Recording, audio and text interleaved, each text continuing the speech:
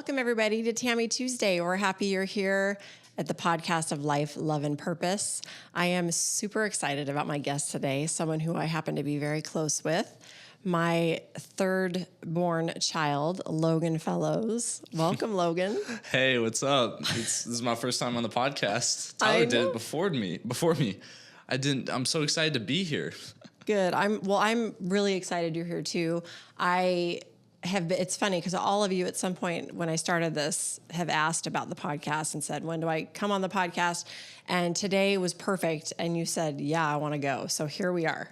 Yeah, you told me this morning, just this morning, even just a few hours ago, you were like, hey, Logan, I'm going to do a podcast today. Do you want to join me? And at first I was hesitant. I was like, oh, no, I don't want to. I have Spanish summer school. I'm doing online Spanish too, just to get ahead, just the record. But I was doing biz summer school, and I was like, I don't want to.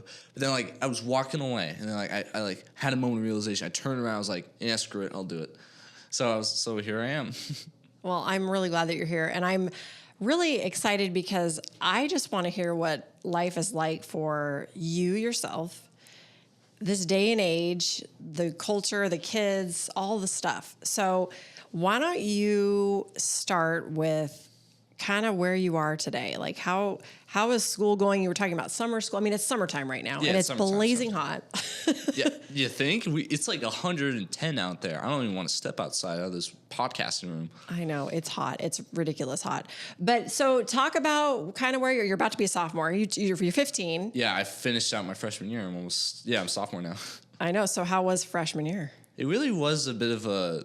Okay, it was a lot of fun. When you go into high school, it's like where real school starts, you know? Because elementary school is just learning the basics. Middle school is just a nightmare, and high school is where everybody's more mature. It's like anything can happen. That's what I love about high school. So the second I entered high school, I was like, oh my God, I'm finally here. So just freshman year, I had all my friends. Most of my friends went to the same high school as me, Chaparral. It was a great year for me. When you entered high school, were you nervous or scared? A little bit of both. Yeah. But I was really excited, surprisingly, for someone who's going to school. It seemed that way, because remember last year when you started freshman year, we were on our big long summer road trip, and you and Jake flew home to start school, and we came a few days later, I think, with Logan and Tyler, or Brody and Tyler. Yeah. And but you and Jake started school. Jake was a senior this last year, and Logan was a freshman. And you guys went and started. The thing that was cool, I got to tell you my perspective, and then I want to hear your version. Okay. When we got back into town, you're like, oh yeah, I decided that I'm going to try out for the freshman or for the play. The school play this year. Oh yeah. And because you were in theater class, which you've always been interested in the arts. I've been interested in acting in general. Yes, for sure. Just the arts, yeah. And you've done it too. You did a play when you were younger, and you've had a little Willy Wonka Jr. play. Yeah. But I was shocked because you hadn't really talked much about this in a very long time. Yeah. And I come home, you said, yeah, I'm going to try out for the school play, and I was like, that's awesome. Go for it. And then you did, and then you got the part. What was that experience? What made you do that? Well, it just kind of started on the first day of school. So first day of school, fourth period is theater 1 for me. I know nothing. I know nobody. First day I'm there. I meet the theater teacher. His name was Mr. Forey, super sweet guy. Just a good theater teacher. And on the first day or the second, I can't quite recall, but there was still posters around for the first play. It was called The Crucible. And if you don't know what The Crucible is, it's basically just a kind of a dark theme kind of play. Very and dark. It's just mainly acting. It's not a musical. There's no singing or anything. You wouldn't sing about death or anything. What was your interpretation of that play though? I thought it was just fun backstage, of course. Okay. When you're in something so scary for so long, it's not scary because you're on stage. It's not like my little brother, he went to go see it, and didn't you say he was kind of scared afterwards? Well, he was kind of creeped out because I will just say this, I thought it was great, but I also did think that it was really a dark play, and it's because of the nature of the content of what the storyline is, which many of you, I'm sure, know what The Crucible is all about. It was actually about the Salem witch trials and just all of that stuff, which is interesting because we talk about a lot of that stuff here. But it was interesting that they did it, and it was really in a dark tone, and it was pretty dramatic. Yeah, and the lighting was like an dark. important factor to it. Literally like red and black, and They had lanterns that were like the lighting director for the production. Like she had to nail the lighting perfectly. 'Cause It was like, great. It was mostly dark. That was the thing about the play, was it was just mostly dark themes. yeah. Yeah. So when I was in the production, it was just not scary for me because I've been doing it for a while. So I think rehearsals were like a week-ish after the first day of school. So what happened was not long. Yeah. So Mr. Forey mentioned that they're like, hey, I know you guys are just freshmen, you just introduced to school or whatever, but if you guys want to, you can sign up for auditions for the first production. And I was like, I doubt it. And small back in my brain, just kind of a light bulb went off, and I was like, okay, maybe I want to do this. I don't know. But just I went on for like the next 2 days, and then eventually I was like, screw it. And I went to one of the posters. They have QR codes, and I just signed up for an audition slot.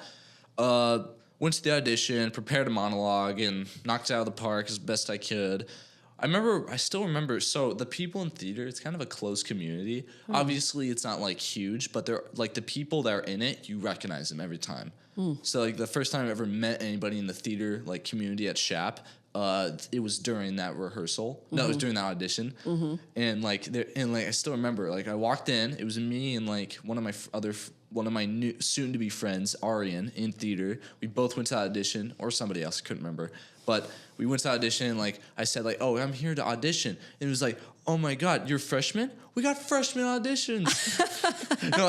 This girl named Alex, she's like one of the head theater people, and she's like, oh my God, we got freshman auditions. She said it on the top of her lungs. Everybody in the building could hear her. So it's pretty exciting for them when they get a newbie that comes in. Yeah, a to the newbie, theater like program. somebody that just jumps right on it, because like this year there was even seniors that have just tried out for their first production, first time ever doing it, and there was the last because they were there for the one last year. Right, and you didn't hesitate. As soon as you got to school, you're like, okay. Didn't hesitate. I love that. That takes courage. I know it did. It really kind of shot me somewhere. But like, Did you feel that was courageous? I felt a little bit of courage. I don't want to like brag or anything, but I No, felt but a bit really. courageous about it because it was just a big jump on it. For sure. That's why I'm asking, because that's a big deal, and you should recognize and celebrate that about yourself. That's awesome. Wait, when me and Jake came home early, you guys arrived how late afterwards? Like 3 or 4 days later. Yeah, 3 or 4 days later. I also Something like that. Fun little extra thing during that time. Don't you remember my phone broke right before the beginning of summer? Oh, yeah. Okay, so my God, I was freaking in the the day hell and out. age of technology, especially the kids now, they can't live without their phones, right? But he literally entered freshman year without his security I blanket. literally had my little brother's Apple like watch just so I could call and text people, because I was like that for like the first 2 days until my actual new phone arrived. Yeah, well, you handled it like a champ, and I knew you could because life did exist before phones. I was in tears at one point. Well, so once you did the play, because I remember when you did the play, the Crucible, your whole experience, like after, like by the way, oh my gosh, his character, you had to get fully in Oh my like God, don't get me costume. started. Okay, yeah, so In character. My makeup was the makeup was not bad, but it was a lot. A ton. So there's two characters that required a lot of makeup.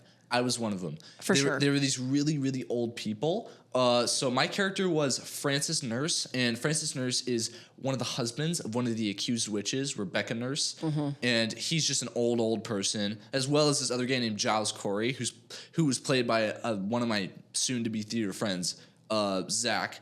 So we both had to have.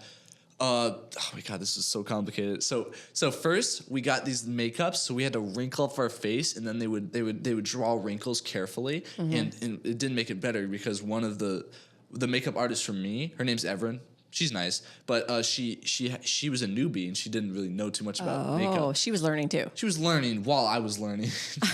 So we were both learning together. So like she had to do careful little wrinkle makeup, and then the worst part. There's two worst parts, but this is the worst part. So anyway, so we had to get our hair grayed. So basically what happened was they had to make it wet, or something, and then they had to make it. They spray paint with this gray shit, and it was so freaking stale. It was like crusty. It was like crusty. I could like if I touched and pulled up my hair, it hurt. And I had to be on stage with this.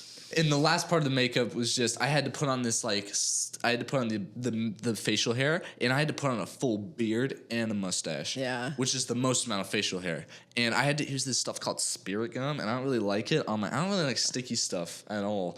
And I just had it on my face. I had to put it on the mustache, and I had to put it on my lips, and I had to carefully put it on, and then even then my mouth could barely move. Yeah, you didn't really want to talk. I remember when you were in character, even like after the play when we'd see him, he'd come out and he really was just a man of few words. Like he didn't want to talk much because he couldn't move his mouth very much. You didn't have a ton of speaking parts. You spoke a little bit. I was a small character. Right, but still, you had a few things, but you really didn't have to like move your mouth a ton, and you really didn't because it was uncomfortable, wasn't it? It was, yes.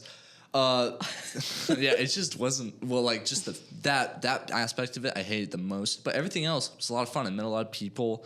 I got to know what the theater community was like. What was your impression of the theater group there? So I was in the impression like back in like middle school that like theater kids are weird and like it was a band kids. I didn't know what stereotypes to believe in, but once I got to theater, they're just nice people in general. Sure, they have weird aspects to them, but doesn't everybody? That's a very good point. Yeah, just like they were nice people. I got to know them. I got friends. We're in unlikely places. Just it was a blast. And it seems like, and even the people that like doubted that, like some of my friends, obviously they're still my friends after that, but like they were like, dude, you did theater, and I was like, it was a lot of fun, and it was like okay, and obviously some of them went to go see it, and they were like, oh my god, you look like you had a blast up there. And I'm just like, dude, that's the part I love is being on the stage and being, well, not obviously the center of attention because my character that first time, but just being on stage and people are looking at you and just paying attention to what you have to say, do.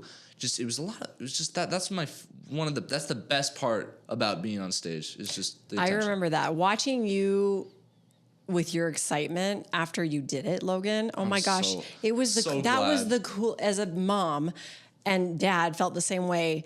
It was such a cool moment to see you feel the excitement of that. I mean, and I remember every night when you'd go to get ready for the next production, like, cause you did 3 shows.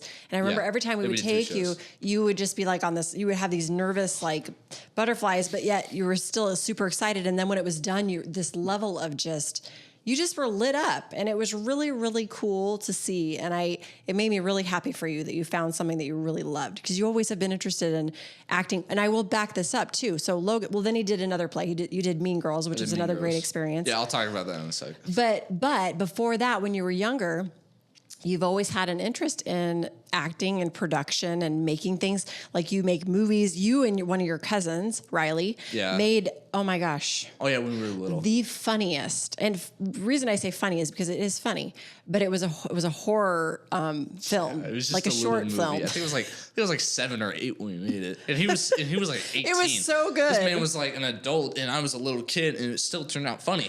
But it was awesome. Like every detail, I literally saw, me and Riley's mom, Michelle, saw it, and we just about died laughing. It was so good. They did such a good job. It's really funny.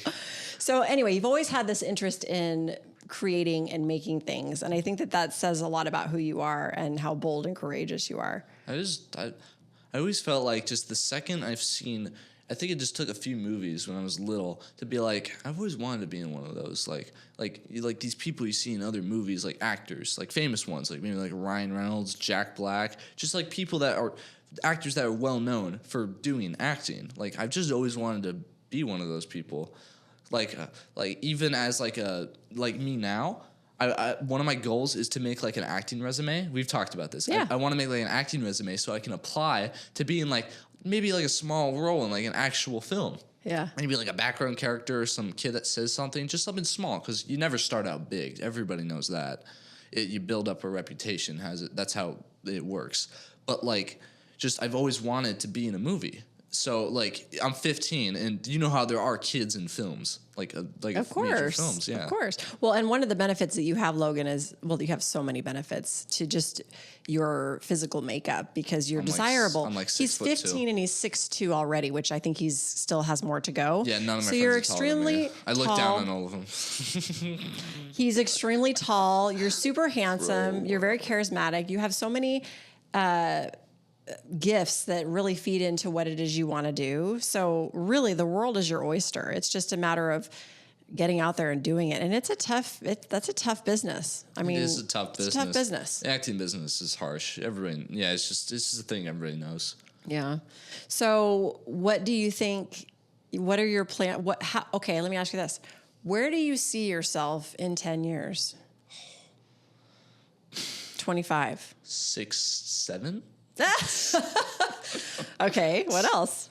And then maybe 6, 8. No, I don't. I'm just kidding. I'm just kidding.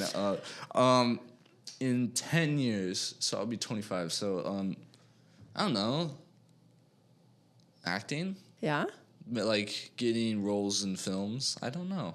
You don't know? I just would like to pursue that career. If it doesn't work out, I don't know. Because like all I want to do, if acting specifically does not work out for me, I would always like to do just anything in the entertainment industry. I mean broadly, like it could be like acting, animation, drawing, production design for like animated films, just stuff like that. Just stuff that entertains a person, like this podcast, for example. Like we're entertaining people with our dialogue, like stuff like that. Yeah. Just anything where people are watching and they're laughing, crying, having a great time, having a bad time, just like everything.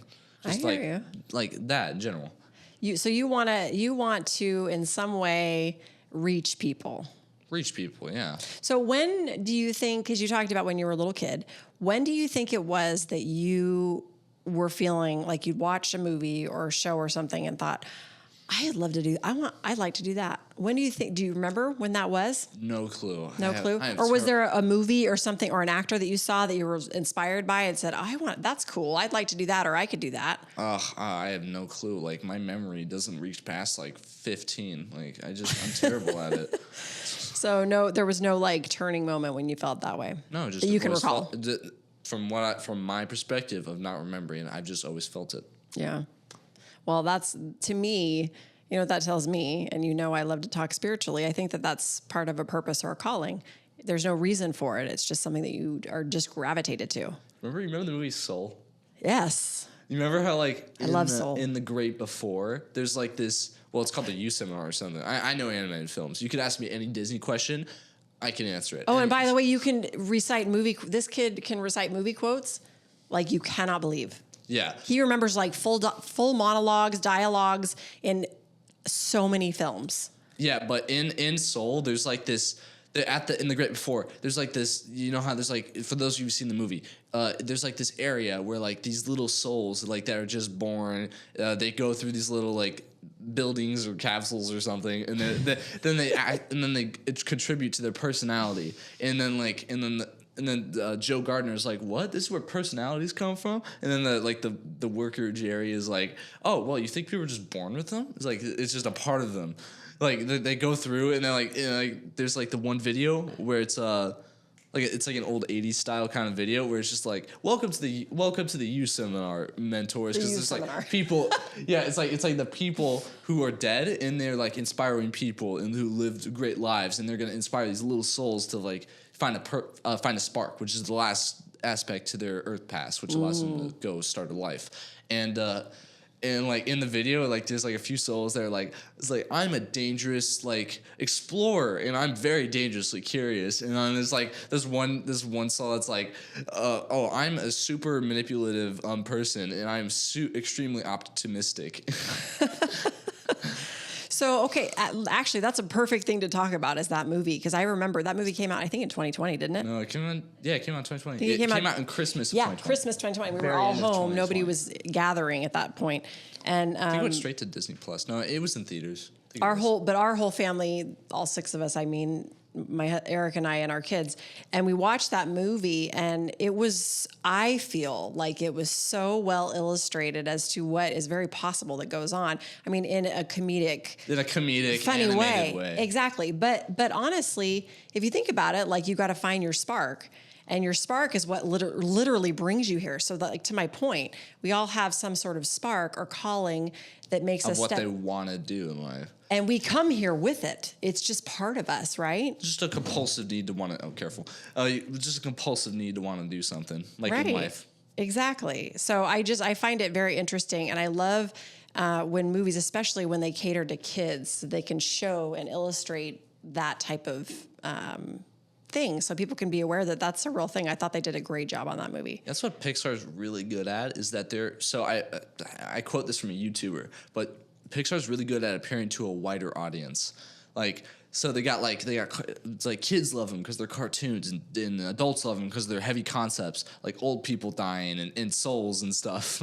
Just and they're funny. And they're funny while they're at it. That's what makes them both funny. Right. Yeah, just like that's what's good. That's what's good about Pixar. Too bad Disney's getting too woke right now, but like still, it's just like OG Pixar is like next level nostalgia for a person like me, especially. Yeah, it is interesting. There are some interesting concepts that they're putting out there, which is some people crosses the line for some people, which I get. Yeah. So okay, let's talk about this. So you're going to be a sophomore. Yeah. What is life like as a 15-year-old in 2024? Oh my God, social media.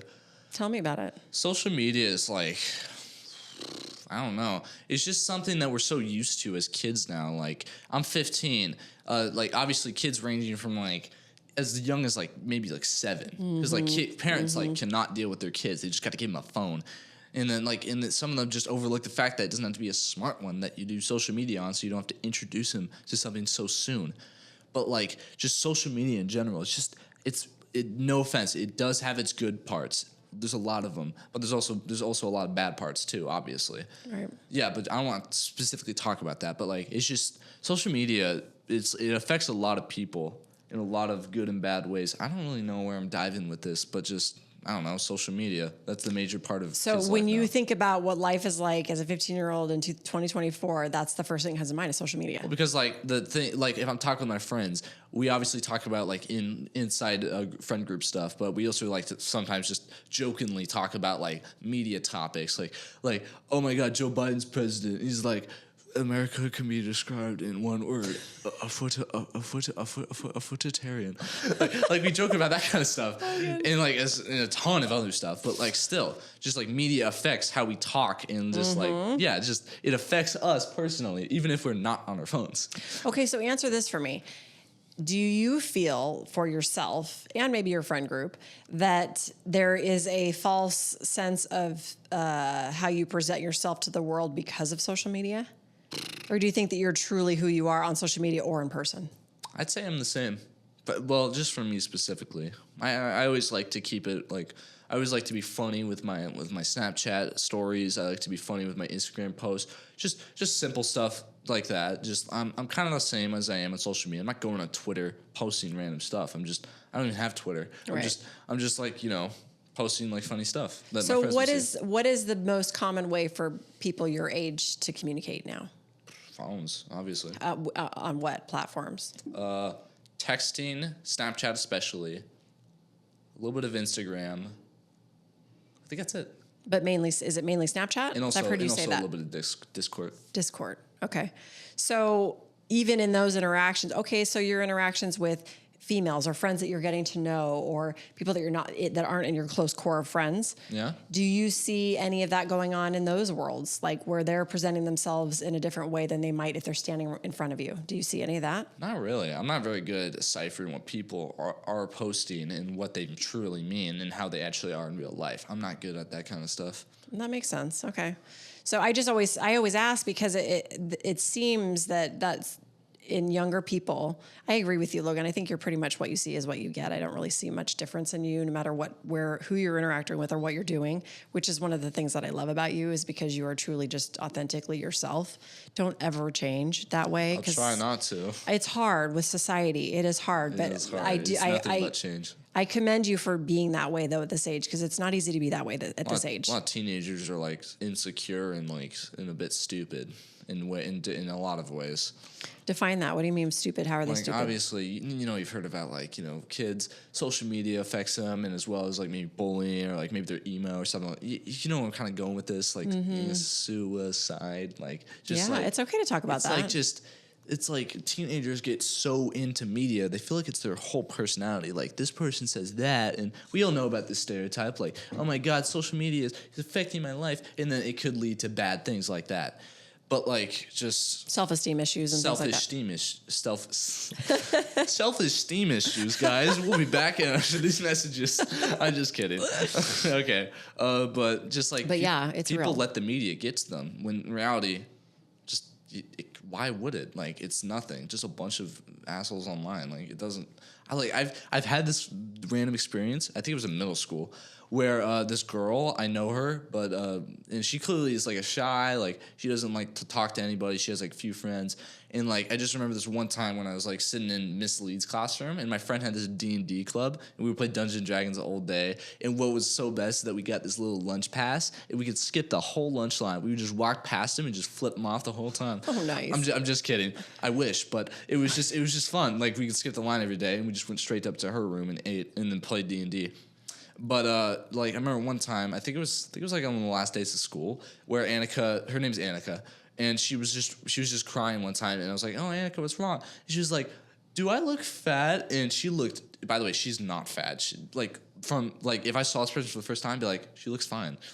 She does not look fat. Like, it's clearly social. She was on her phone. Oh my gosh. And I'm like, Annika, you realize that's not true, right? Yeah, I know, but it's sad. Or even if it is true, why do you believe it? Right. Why do you let it define you? That's it. Why do you let it define you? That's what's stupid about it. Yeah, it is. It's sad. It's a real thing. And Logan, it's not just with young people. It's with old people, it's too. with even older people as well. Yeah. It's all over the place. Yeah, my grandparents are pretty affected by social media. I know that. I'm just kidding. Like, they come up to me and be like, Logan, am I old? Oh my gosh. That's funny. I'm like, Grandpa, I think you might want to stay on social media. They're spitting out facts. Oh my gosh. I'm just kidding. No, but okay, so let's ask this question. What is it like being the third of a family of 4 boys? What is that like? What's it been like growing up? What's it like now? How many condoms did Dad have? I'm just kidding. Okay, but being the middle, well, one of the middle children, Jake's not really a middle child. He's too close with Tyler in age range that like he's like the second older brother. I'm gonna be real. Okay. That's kind of how it is. I see that. But like I'm definitely the middle child. That is undeniable. Me and Brody, we have too far an age gap. I don't get along with him, unfortunately. As much as I want to, I do want to get along with him. You just have different personalities. I know, we're just different people, that's all. But like, just being in the middle, it's an interesting lifestyle. Like, I remember I always see like videos on like TikTok, it's like, being the middle child is the best child, or being the middle child is the worst child, or just like stuff like that. But I remember I always find it stereotypical. People think that the middle child is so neglected, when in reality, I'm not really neglected. You guys love me a lot. Oh, that's absolutely true. I'm glad you see it that way. Yeah. Well, not trying to be bragging, but like, you guys do love me. I know that. I would be able to tell if you weren't. Yeah. But but just being the middle child, it's fine. Like, I don't know. Well, maybe that's always because so many people have only 3 children. That's why the middle child is just one definite person. Yeah, that's true. The youngest gets cared for. The oldest gets paid attention to because he's the oldest. I don't know. Yeah. But like, just being the middle child's fine, as long as you're in a family of 4. But even being in a family of 4 boys, because there's a lot of competition, there's a lot of it's all males. Testosterone. Lot of testosterone. I can't even say that word. Testosterone. I mean, it's true though. Testosterone. To non or no. Testosterone. So what is that like? Because thankfully, none of you guys physically fight. I mean, other than when you were little. That's just learning the ropes of being a person. All 4 of us, we're definitely mature, especially like Tyler and Jake, me, even Birdie. We're just all more mature now. Like, I can remember back when we were like really young and we would get in fights all the time. It's much better now. Yeah, but I mean, honestly, but that being said, I'm glad that you don't, because there are a lot of boys that do physically fight. I mean, when they're older, they literally beat each other up, which you guys do not do. Oh yeah, I think. But that being said, there is a lot of psychological warfare that goes on. And you think? Yeah. Oh, okay. I know Jake's going to be watching this, but Jake, I'm going to say it anyways. There's a lot of psychological warfare between me and him. Why? Explain. Okay, so ever since Tyler left for college, obviously he's going to college and he's way more mature because he's an adult. Literally, he's 20. That's crazy to me. He's 20? But yeah, he was on this podcast. That guy was 20. Yeah. yeah, but like especially between me and Jake, because it's just us three now. Now we have a 3-sibling dynamic. That's very true. So now, but you truly are the middle child nothing now. Still changed about the fact that I'm the middle child. I don't get neglected anymore. I don't get neglected anymore. It's okay. Speak your truth, son. I don't get neglected anymore. I don't get neglected anymore, guys. Don't worry, I'm fine. They don't beat me anymore. They don't beat me with the stick anymore. I shouldn't joke. That's actually not funny. Okay, it's not funny, guys. Don't laugh. Just especially me and Jake. 'Cause Jake is like an adult. He's making money. And I don't know what really starts it or how it really gets provoked because I can't think of it top of my head. But like we definitely have some psychological warfare going on. Like we don't hit each other unless Jake gets really provoked, and it's not like I could hit him. Although you are the biggest of the brothers. Yeah, he is the tallest of the brothers. I'm the tallest, but for the record. But I'm not the muscliest. Like, dude, he's got muscle. That's true. He goes to the that gym is every day. definitely true. He goes to the gym every single day. It's his life routine. Yeah. Jake's a buff dude. Good for you, Jake, though. Like, cause like he has said like, oh, I was fat. I think that was social media, but I'm glad to see that he really put in the work. Good for you, Jake. I really feel I'm very proud of you. The fact that you made that kind of commitment. He is committed. That's for sure. Yeah, that is for sure. But like still, like he does like hanging out with his friends. He gets home pretty late, but that's just he's 18. Yeah, he's an adult as well. Yeah, he's a graduate from high school. Yeah, he's a graduate. Too bad he's gonna be living with us, but like. Well, that's just the day and age. I know, but it's fine. It's temporary. Well, so we kick him out. What guy? Then you'll be the top dog. Yeah, Dad's gonna make me do the final kick as well. So psychological warfare. What kind of stuff goes on? What do you see happening? I'm just curious. Just tension between the two of us. Like maybe it's like watching a TV show, or I really can't think of it off the top of my head. But we just have psychological warfare. I know that. That's common with siblings. It's common with mature siblings. Yes. Especially women, but like. Yeah, it's true with all people. True, but yeah, especially with siblings, really. Yeah, but just we have it. I know that for a fact. Yeah. So, what are the kind of things that you like to do with your spare time? You can be honest. Mom, I'm a teenager. You know this, right? I'm just kidding. I play Fortnite a lot. I play Fortnite. It's summertime. I like to play Fortnite. Well, it is summertime, so in Arizona, there's not a lot to do in the summertime other than be inside because it's so hot. Yeah, pretty much. There's nothing to do outside, sadly. But let's just say it's a school year. Like maybe this last school year, maybe like in spring. I do my homework. I chillax. I'm on my phone a lot. I don't really know. I always like to try and make plans with my friends, at least when it's possible. We're high schoolers that can't drive yet. Right. You're not quite there yet with that. Yeah, I really want to get there, but I'm still not there yet. I really do want to drive. Let's talk about that, because that is another thing. Are you finding in the friends that you have, do you feel like your friends do actually want to drive? Because there was a phase where a lot of young kids in high school didn't even have any interest in getting their driver's license. Are you seeing that, or do you feel like they all want to drive? Weirdly enough, I have been hearing about that. I don't see it, but someone hasn't. Well, maybe I have a few times, but like people have said like, I'm not really too interested in driving. I hear it's gonna be hard. Do they talk about why? Like I'm friends with a few like 16 or 18-year-olds that like don't have a driver's license yet. They don't really talk about why though. They just kind of mention it. Oh, excuse you. Guys, I'm sorry. It's probably that one person with like max following right now. It's like, whoa. But anyways, what was I talking about? Driver's license. Driver's license. Me personally, I want to drive because I just want to have the ability to drive. Jake, of course, he's giving me advice about like driving. Oh, what's his Not advice? like driving itself, but like the freedoms of driving. Like mom and dad are gonna have you running a ton of errands. I'm aware of that. they're gonna have you drop off and pick up Brody. And I'm like, I'm aware of that. And he's like, and I'm like, dude, you're gonna most likely by the time I'm doing, well, actually no, never mind. But I was gonna say most likely by the time I'm doing it, you're gonna be gone. But he's probably still gonna be living with us. Well, he might be. Who knows? So maybe he'll still be doing it.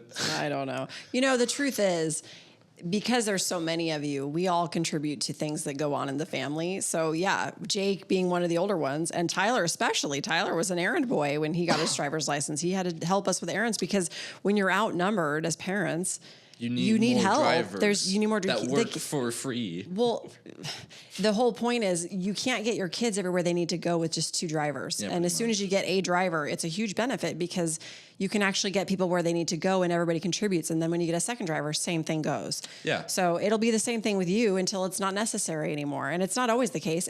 We'll be back to 2 kids. So yeah. So it does change. Me and Brody, that's gonna be a weird experience. It changes. So Dad and I have more freedom to be able to drive Brody where he needs to go instead of depending on you for it. So your experience will be totally different than Tyler and Jacob's. There's just all of you. Jake really refuses to accept that because whenever he realizes that I'm growing up differently than what he grew up with, even though this doesn't come up as much anymore. It used to, and he always mentioned like, dude, you're gonna be doing the exact same stuff I had to go through. Like you're gonna have to pick up, and that's not true. It's not really true, Jake. It's just like not most likely, but it probably won't happen. I'm gonna be doing stuff differently. Not saying it's still not gonna be hard or easy, but just like I'm gonna do stuff differently. Well, that's the nature of the beast with a big family. Is it completely evolves and changes as time goes on and children get older, and the landscape just changes. It looks different. So you're right to compare. Dad and I always say this to all of you guys. It's like we're going to treat all of you individually, not as the same, because you all need different things. You're all experiencing different things. You're different ages. You're going through life differently at a different birth order. There's so many factors. Yes, we have the same principles, how we parent you, but when it comes down to your experience in this life, in this family, they're totally different experiences. It is true. We all grow up differently depending on where we are in the sibling hierarchy. Right. If you could take on an age, like if you were still put in a family of 4 boys, would you change your order of where you fell in line? That's a good question. I don't know. I think I'd stay the same. Really? Because I'm just used to being the third. Oh, that's interesting. I feel like am I going into it prior knowledge of what I am right now? Well, just what you already know. Like now you know what you know. Would you change that? I don't know. Would I still be siblings with Jake, Tyler, and Brody? No, I don't mean who the people are. I mean your order. Well, I can't have anybody else but my mom. You know what I mean. No. I'm not having anybody else but my mom. You guys are my parents. Well, okay, son. That's why we're here. But my point is, if you were to be born again into another family with 3 other siblings, 3 other boy siblings, okay, do you think that you would choose the order of where you fell in those siblings? Most likely, I'd want to go either second oldest or oldest. Okay. Why? Just because like they're the older ones, they set the path. They blaze the trail for the other ones. But obviously they can still make adjustments to that trail of like growing up. Yeah. So you think it'd be easier to make the trail versus just follow it? Or be the second one following it, like the second oldest. Okay. Honestly, you know what? I'm going to lock it in second oldest because I feel like that's the more efficient way to go. Really? Because, like, you're right behind the oldest. You guys are, like, best friends. Jacob and Tyler, growing up, they're best friends. Well, they also are really close in age, like you said. They were as close in age. They're the closest in age. Age has a factor, but, like, still. They're less than 2 years apart.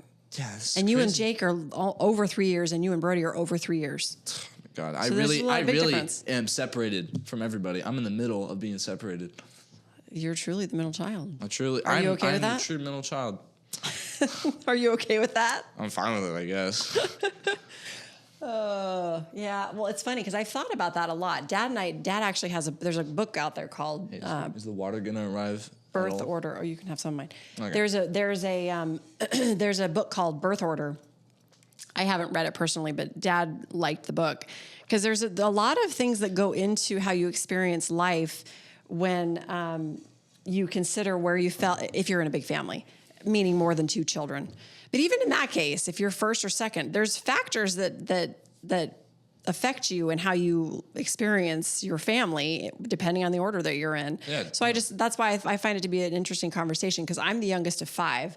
And if somebody asked me that question, I couldn't imagine what it was like for you. Well, if somebody was to ask me that question, like I'm literally thinking about that, what I'd answer right now. If you could change the order and where you were, I don't know. I really don't know. I guess because I don't know what that would look like. I don't know that I'd want to be first, because I think that blazing the trail is tough. I think that That's why a lot I of responsibility.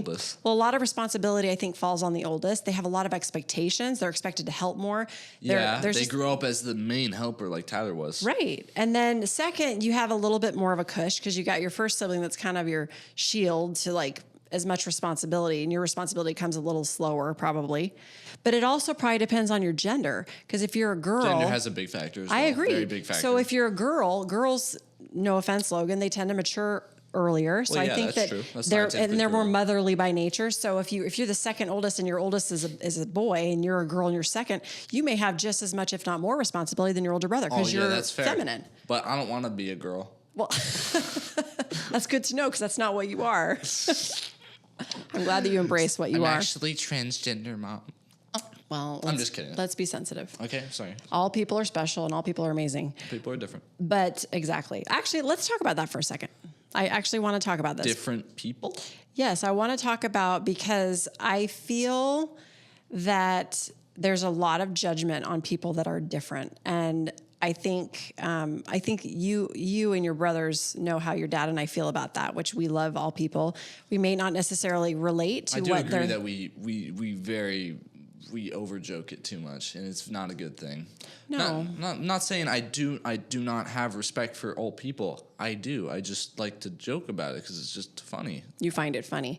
Well, but to my point, I do sympathize. Yes. No, I hear you. Well, and that's how you're in a home where we accept people for what they are. Yeah, pretty much. So, but I would say in your friend groups and what you see in your high school, what do you see? Because bullying, we've talked about bullying before too. Bullying looks so different in your generation than it did in mine. I mean, bullying in our generation was truly like you got your lunch money taken, they'd push you around and beat you up, and it was a physical thing because there was no cyberbullying, because cyberspace didn't exist. I couldn't imagine doing my homework at ChatGPT like you guys had to.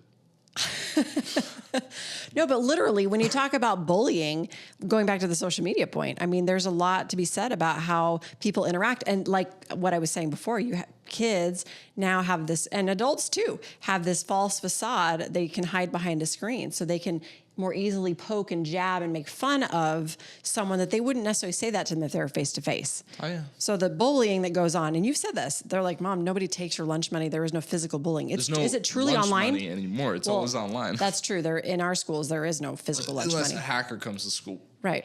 Yeah, it is no physical lunch money. But beside the point, my point is, how do you see that? I mean, you said that girl was crying because she asked you if you thought she was fat, because clearly somebody online bullied her and said that. Yeah.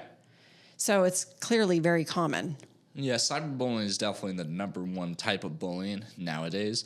Not to say there's still not physical bullying anymore. That still happens. Sure. Not in my school. I've never seen a case of anyone get into a fight. I genuinely have not. But just like... mostly bullying just happens online these days. It's it's all cyberbullying. And like, one thing about kind of pivoting back really far, back to theater kids. Theater kids, like, not say they're not like, they're different kind of people. Like there's like in the theater community at my school, there's like a transgender person. There's only transgender people and then everybody else.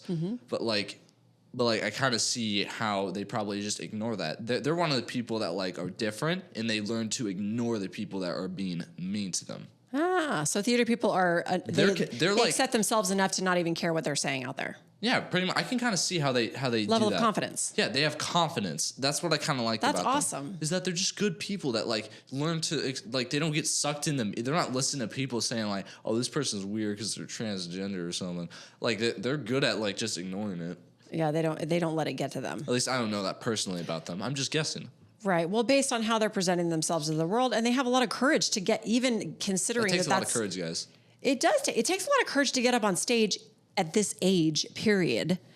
Yeah. So that's the first thing. The second thing is it takes a lot of courage if you're in that scenario where you don't fit in, you're not what society considers normal, and yet you do it anyway. Talk about brave. That is pretty brave, but just for the record, not doesn't change anything. But like they do work. There's like 2 kids I know of that are transgender at Shap Theater, and one of them actually just graduated. They were senior, but the other one. Don't use any names, please. I'm not going to use any names. I'm not going to literally catcall anybody if somebody from Shap is somehow watching this right now. But I'm not saying you shouldn't. Right. But I'm just like, they work backstage. That's all. Okay. What are they like though? Interacting? Do you interact with them? Oh, I still interact. They're great. So they have just the same level of confidence, even though they're not on stage. They have just the same level of confidence you're talking about. Yeah, they're just a nice person. I literally, with the person I'm talking about right now, I had a cool conversation with them. I think it was on Mean Girls night. It was one of the nights at Mean Girls. Mm-hmm. I think we were in intermission, or we were just at some point where I had a huge break backstage. It was me, my other friend Zane. My friend Zane. He's another backstage guy, and the guy I'm talking about who's transgender. Mm-hmm. I think it's a guy that is a girl. Mm-hmm. I don't really know. I didn't really ask, but but we had this fun little conversation. It's kind of like not appropriate, but it was just like a funny little guy conversation, and we went on for like a full hour talking about it because we just were having such a fun time talking to each other. We were just interacting. We were interacting. It was just a fun time. That's all. Well, because you're all just people at the end of the day. We're just all people at the end of the day. We're all the same. Exactly. Well. Okay, so let's dive into this topic. The topic is romance. I am so curious because I got an earful about it with Tyler, which in a good way, and I just learned a lot. And I'm very curious from your perspective what that looks like. How are kids, at least from what you can see in your own experience? I thought you were going to be like, Logan, who? No, nothing like that.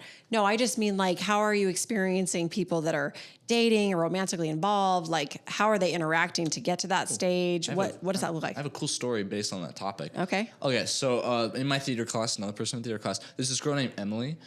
She's from Alaska, I think. I think she's up there right now, actually, too. She's posting on her story all the time. But we're good friends. We got to know each other. She's friends with she's also in that same class. She's friends with another guy named Parker. We were friends in middle school. We had a film class together, but like obviously things change and we're different now. And like let's just not say we don't get 100% along, but we're like everything's about fine. Each other. Everything's fine. But Emily, she was dating this guy named Logan, coincidentally. Yeah. And the thing about Logan is that he's in the class right before theater with me, history. We were in history together, and then right after I go to the class with his girlfriend in it, Emily. Yeah. And obviously through that, I mostly from Emily, I just hear about the relationship and how one day just like, oh, I'm dating this guy named Logan now. Like she's dated a ton of people and just like, and like she's been going through that, and like eventually at one point they did sadly break up. I did hear about that. And it's just like, and so what happens is like every single day after theater ends, we'd walk out of the black box, which is the name of the room where we do theater, and we'd walk out, and usually Logan and his in their friend group, because they share a big friend, they show like a decent friend group together, right? Like they'd always be waiting there, and they'd be like, oh hey Emily, and like they would always walk together to their next class. It was so sweet. Oh. Even after they broke up.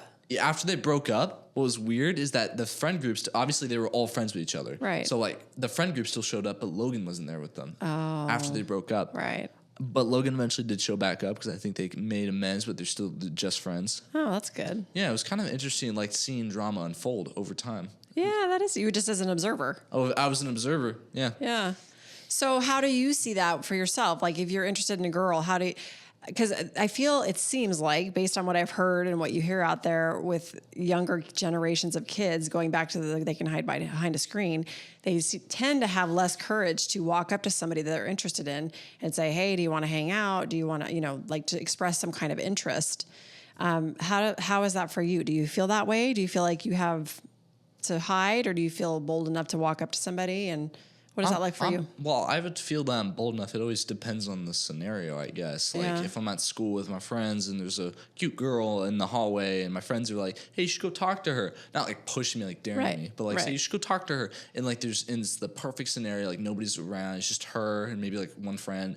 And I just go up and talk to her like, hey, you're pretty. You're pretty. You wanna hang out? You wanna go to lunch together? You want to have family, like, just, just. I hope that's not what you start with. Oh no, it's what I start with. But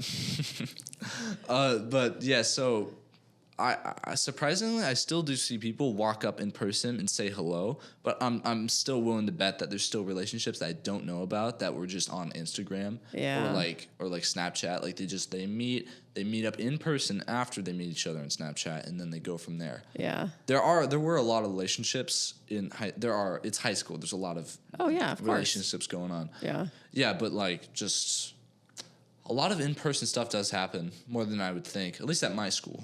Yeah. Well, I know. And these are all just general questions. I know there's no set way of things or the way things are done. I'm just curious what your experience has been, what you've seen. So, what do you think you want to do next year? I thought you were going to say when you grow up. We already had this conversation. No. What do you want to do next year? How do you see your school year going next year? I want to continue theater. That's for sure.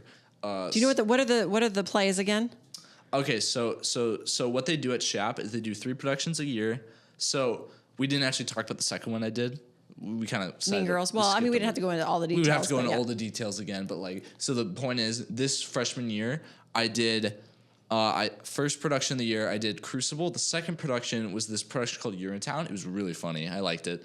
Different. It was different. Yeah, it was a musical, and I didn't do it because I just wanted a break. Wait, back up. I want to talk about this because this was actually a really cool thing. Oh, this is a cool topic. Yeah.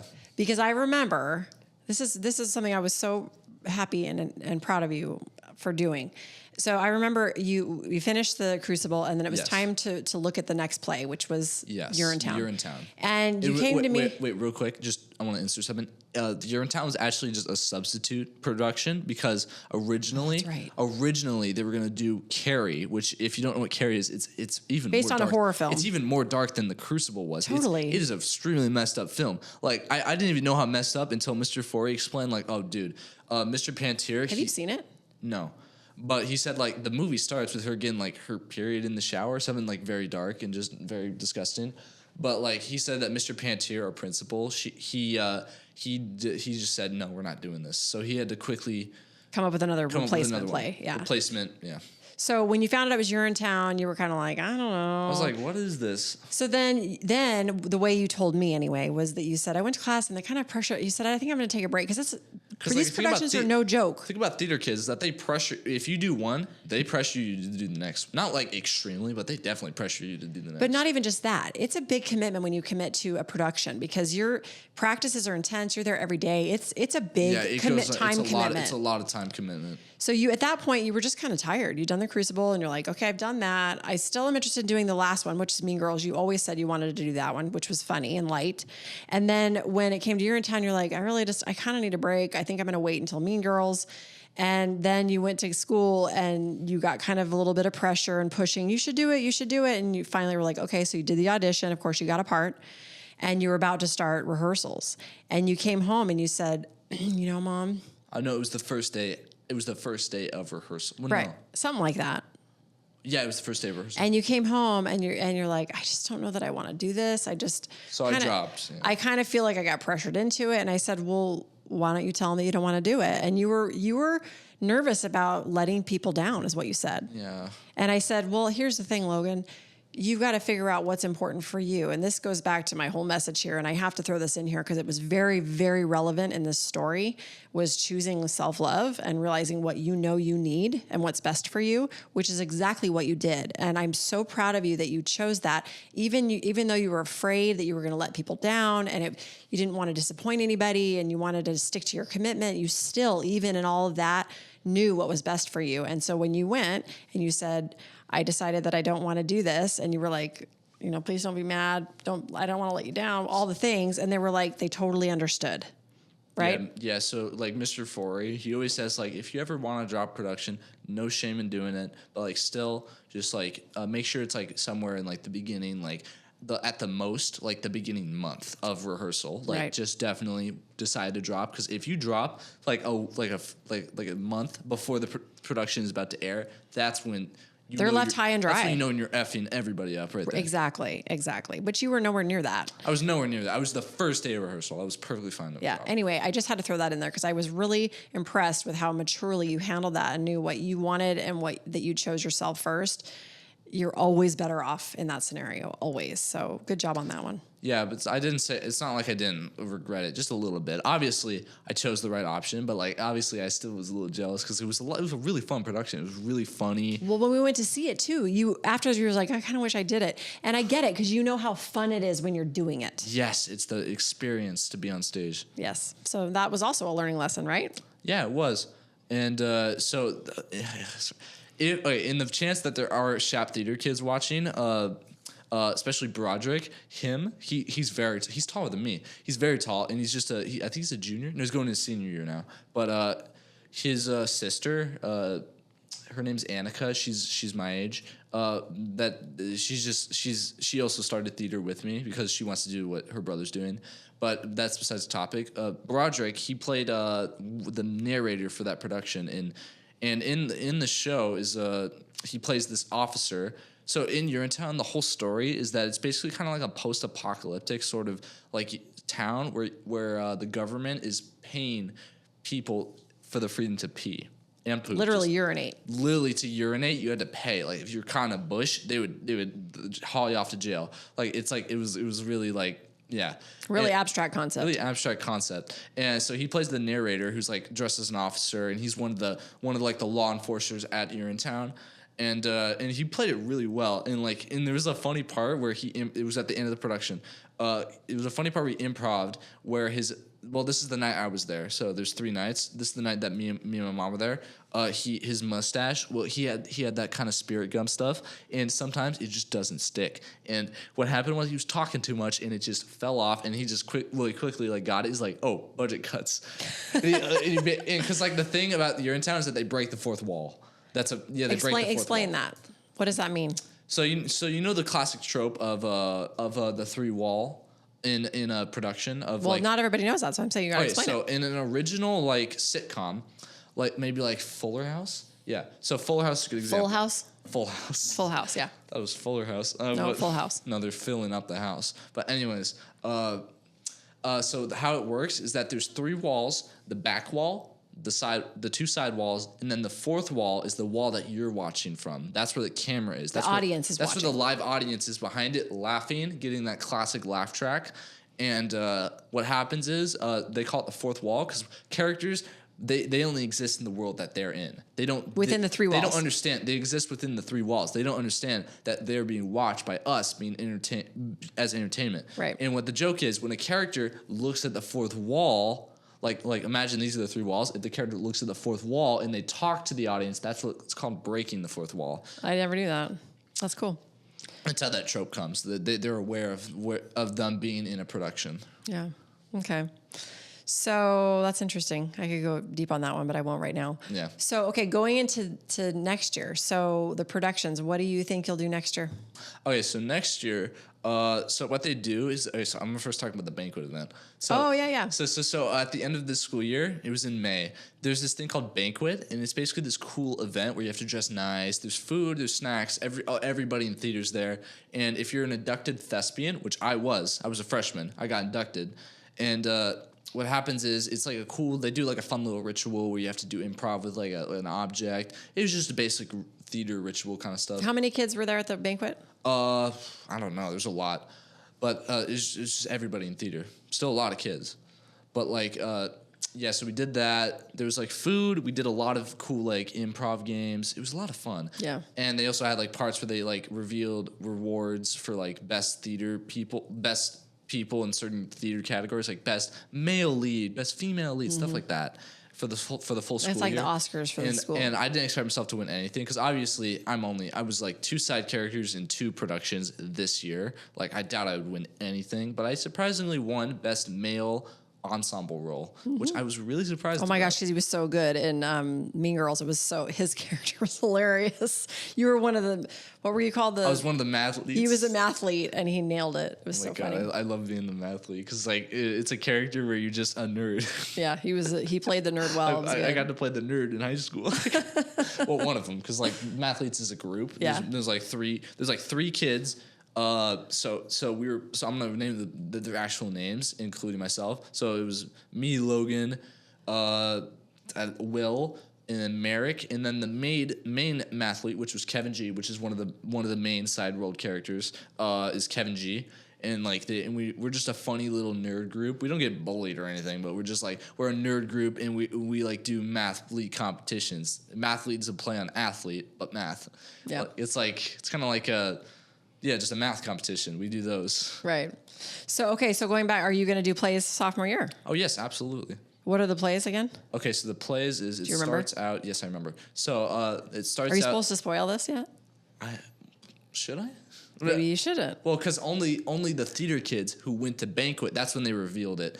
Only the theater kids who went to banquet actually know what they are. Maybe you should not say that. Maybe I shouldn't. Yeah, but just so you know, we do. I think how we do it is we do 2 musicals. We do 1 play out of the 3 in the full school year. Just so I don't really step a boundary, just in case. Right. I'm probably not going to say it. So tell me this, Logan. If you were to give your words of wisdom and advice to an incoming freshman, what would you encourage them to do to enjoy their freshman year?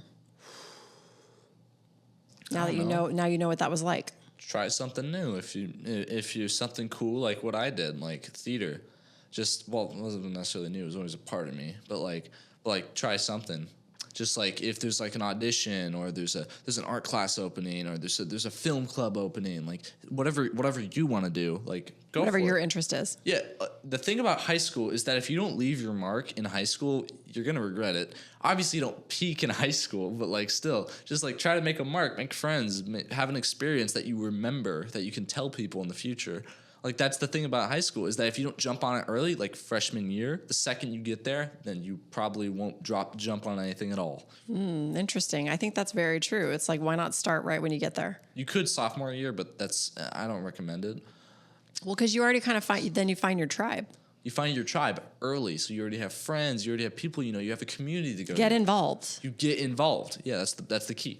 Get involved. Get involved. Well, and the thing that I love too, especially now with everybody's so on their phones all the time and in the digital age, is to actually be present and interacting with people. And like you said, find your tribe, get involved with clubs and things that are happening at the school so you can make new friends and branch out, make new friends, right? Make new friends. Yeah, I mean, it's fun. It's like cult, make new friends. Like, dude, the key to surviving in like a world is to know people. People is key. That's right. I think. Well, relationships, connections, like stuff connections, like that. Connections. Yes, exactly. Connections, and I mean that in more ways than one. Exactly. Well, but I mean, honestly, it's the truth. We're all so connected anyway. So find the people that you vibe with, meaning like you have similar interests or you're just drawn to them. There's a reason that's happening. So embrace that and, seek them out and let them understand who you are. Like, it's kind of weird. Like, I feel like if my personality was any different, I wouldn't have my best friends that I do right now. Yeah? Why is that? Because, like, you always meet them in a certain way. Like for example, this is the big one. My friend Gavin Paisley, we went to middle school together. We met in 7th grade. He recently came there from California. He moved there, and he didn't really know too many people yet. And I was one of the first people that he like got to know. And so what happened is we connected over Geometry Dash. If you don't know what that game is, it's like a famous mobile game where you're just like a cube that jumps and stuff. If you somehow don't know what that is, right? But so what happened was we were sitting in Miss Holly's 7th grade science class, and the thing about 7th grade and 6th grade is that I went into 6th grade during COVID. So I went in there online, and I had to learn what classes were, like multiple classes, while being online. So the second I was able to actually go there in person, which wasn't for a while, for a while into the school year. Yeah, I think it was only for 2nd semester. I had to learn the classroom dynamic, and I'm gonna be real, I kind of failed a lot of my classes. That was a tough time for you, Logan. That was a tough time, but good thing it was middle school, because if it was high school, I'd be really screwed. Because high school is where they look at the grades, right? Yeah. Well, I don't want to go too far into this rabbit hole, but I think it's an important topic real quick, is how that affected you. Because Tyler and I did talk about this as well. And Jake Tyler, went into high school with it. and you and Jake had the roughest landing around as far as timing goes around this, because you were starting middle school. First time you'd ever had to switch periods, different classes on the campus. And also just middle school. I mean, I don't even need to say more about that because it's just middle school, which is tough anyway. And then Jacob was entering his freshman year, and that's when you're supposed to, like you said, get engaged, find your tribe. He couldn't because he was stuck at home. Oh my God! Oh, I didn't even think about that for Jake. So you both had a tough go, and you both truly suffered. You suffered with your grades. You suffered socially. You were truly having a hard time. Yes. Because that was a tough year for you guys. I remember specifically you two. It was 6th, and even in 7th, we still had to wear masks. But like, I still didn't get my footing right. Even in 7th grade, I was still tripping all around the place, and people called me jacked up teeth Logan. Like, I was tripping all around the place. I'm just kidding. Your brothers might have. I was mentally tripping, because I couldn't find my footing on what middle school was. So I was still failing. I was still neglecting schoolwork. I thought it was important. And it was until 8th grade where I actually learned how to get good grades. How to be a student. That's because I was like, okay, this is the starter. This is the 7th day free trial that I'm gonna do for high school, which is just 8th grade for me. So that's when I actually got good grades. But back to Gavin. We met in 7th grade. We bonded over Geometry Dash because we both were playing it on our phones at the time. We both loved it. It was a fun game, and our friendship just kind of flew up from there. And just we knew each other, and then eventually he introduced me to one of my current best friend. His name's Audash. It's funny. His name is Arash, except it's Audash instead of Arash, which would be funny. I should nickname him that. Arash on my ass. But anyway, I'm sure he'd love that. Yeah. I'm gonna recommend you watch this so you just hear this part. Okay. But anyways, he introduced me to that friend, and he's the one who started the D&D club I told you about in 8th grade. Mm-hmm. That was probably one of my favorite school years was 8th grade. I didn't have a lot of good teachers, but I did meet one of my all-time favorite teachers now is Miss Leeds, which was the classroom where I had D&D in every day. Oh, yeah, because she was the cool teacher that let you guys do that. Yeah, and she was so nice. She was super nice. She was such a nice teacher. Yeah. Miss Leeds, if you somehow are watching this, you're still one of my top 5. That's awesome. I love that. but just that's where I met Gavin. And what was the overall topic I was talking about? Just making friends. Making friends? I think so. Yeah, so I met Gavin there, and we were friends up until middle school ended, and he sadly had to go to another high school called Paradise Valley High School, and I went to SHAP. We still stay in touch because we have each other's numbers and social media, but we hang out whenever we can. Well, he's driving now, isn't he? No, he's gonna drive in July, I think. Your world is going to change once you can drive. Oh my God, I can't wait till Gavin drives. It really drives, changes everything. Because I can't wait till the day we want to hang out and he shows up to my house with a car and I'm like, bro, we can go anywhere now. Let's go cruise the town. Let's go cruise the town. Yeah, please. Wait, I forgot when you. I'm gonna be so sorry, Gavin. I'm not a very good friend. I forgot your birthday.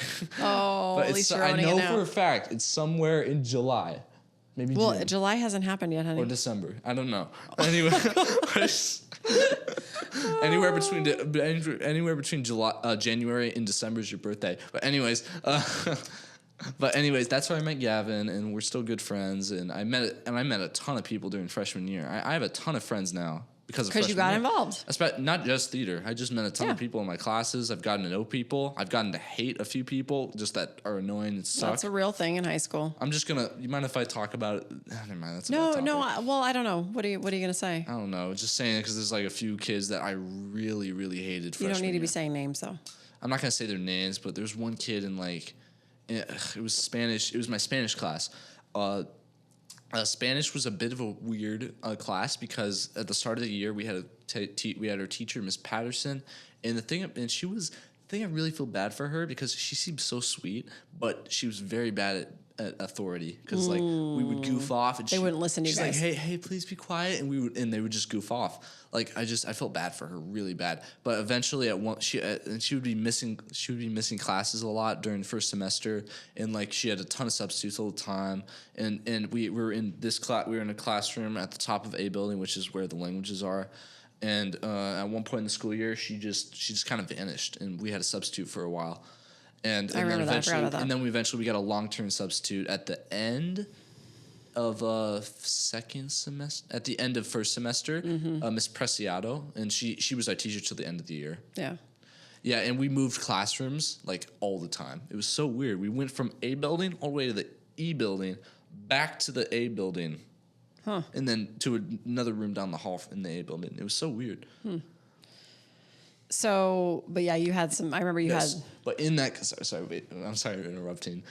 It's kind of a bad habit. I'm not okay, going to interrupt. But in that class, there was this really annoying kid named. I can't say his name. Let's just say it begins with a J. But anyways, this kid, he was just really annoying. He was just obnoxious. He had friends in that class, so it's like he had a group. So I was outnumbered if I ever tried to challenge this guy in a conversation. Like, dude, it was impossible for me to get my footing in a conversation. I sometimes won, I sometimes lost. It was just, it was weird. But I just didn't like him. He made that class annoying. He just bothered me whenever he could. Ugh, it was so annoying. Well, that is a form of bullying, by the way. Yeah, I'm just glad it wasn't physical. That's all. Exactly, and not to say I wouldn't win, but still.